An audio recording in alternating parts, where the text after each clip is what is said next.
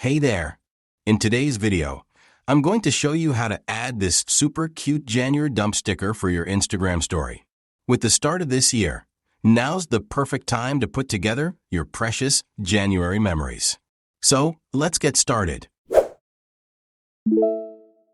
First, open up Instagram and head over to our official profile.